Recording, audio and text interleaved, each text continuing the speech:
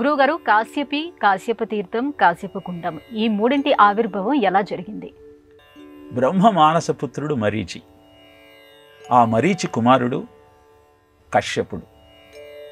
ఈ కశ్యపుడు దక్ష ప్రజాపతి యొక్క 13 మంది కుమార్తెలను వివాహం చేసుకొని గరుడులు, నాగులు, దానవులు, దేవతలు, ఆదిత్యుడు ఇలా ఈ భూమండలంలో కనపడుతున్నటువంటి సకల జంతుజాలానికి జీవాన్ని అందించాడు. నిజానికి కశ్యప అన్న పేరు ఎలా వచ్చింది అంటే పశ్యకో కశ్యపస్తథ అంటారు. అంటే పశ్యక అన్న శబ్దమే కశ్యపగా మారింది అని.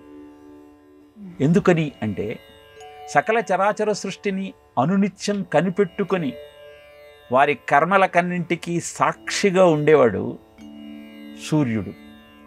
ఆ సూర్య చైతన్యానికి జన్మనిచ్చింది కశ్యపుడు. ఇంత జీవజాలము ఈరోజు భూమండలం మీద మనగలుగుతోంది అంటే దానికి సూర్య చైతన్యమే కారణమన్న సత్యాన్ని ఆధునిక విజ్ఞానం కూడా ఒప్పుకుంటున్నటువంటి నిజం. పశ్యక అన్న శబ్దము సౌర చైతన్యానికి నిదర్శనంగా ఆయనకు ఉన్నటువంటి భార్యలంతా ఈ జంతుజాలము భూమండలం మీద ఆవిష్కరింపబడటానికి కారణంగా చెబుతూ కథల రూపంలో సృష్టి రహస్యాన్ని తెలియజేసినటువంటి పురాణ గాథగా కశ్యపుడి చరిత్రను వివరిస్తూ ఉంటారు. ఈ కశ్యపుని యొక్క అద్భుతమైన సృష్టిని గమనించిన పరశురాముడు 21 సార్లు భూమండలమంతా ప్రయాణం చేసి దుష్టరాజులనందరినీ శిక్షించి భూమిని తన కైవసం చేసుకొని తరువాత కశ్యపుడికి దానమిచ్చాడు. కశ్యపుడు ఆ భూమిని యజ్ఞయాగాదులు చేస్తున్న బ్రహ్మవేత్తలందరికీ దానం చేశాడు.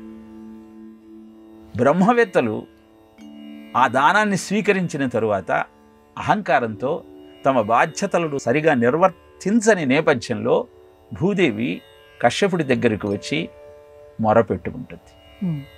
వెంటనే కశ్యపుడు హయహయ రాజులకు ఆ భూమండలాన్నంతా అందజేస్తాడు. ఇలా భూమిని పరశురాముడి దగ్గర నుంచి పరిగ్రహించి దానిని అర్హులైన వారికి అందించి వారు వారి కార్యనిర్వహణలో తమ బాధ్యతను సక్రమంగా నిర్వర్తించని నేపథ్యంలో దానిని కాపాడినటువంటి వాడు కనుక భూమిని కాశ్యపి అన్నారు. భూమండలం మీదికి గంగను తీసుకురావటం కోసం ఆయన తపస్సు చేసిన ప్రాంతాన్ని కాశ్యప తీర్థము అన్నారు. అలాగా ఆ ప్రదేశాన్ని కాశ్యప కుండము అన్నారు. అలానే దితి ధనువులు బాధతో కుంగిపోతున్న సమయంలో వారికి వారి కర్తవ్యాన్ని బోధించిన సాహిత్యాన్ని కశ్యప గీత అన్నారు. అలాగా భూమండలం మీద ఉన్నటువంటి జీవులంతా ఆచరించాల్సిన విధి విధానాలన్నీ తెలియజేస్తూ ఏ రకమైన మార్గము వారికి శ్రేయోదాయకమో వారికి తెలియజేసిన సాహిత్యాన్ని కశ్యప స్మృతి అన్నారు. ఇలా కశ్యపుడు మన అందరికీ జన్మనిచ్చి మన జీవితాన్ని సరైన మార్గంలో పయనించటానికి అనువైన మార్గాలన్నింటినీ తెలియజేసి ఆ మార్గంలో ఎదుర్కొనే కష్టాలను దాటటానికి అవసరమైన విజ్ఞానాన్ని అందించి మనను కాపాడినటువంటి మహర్షి.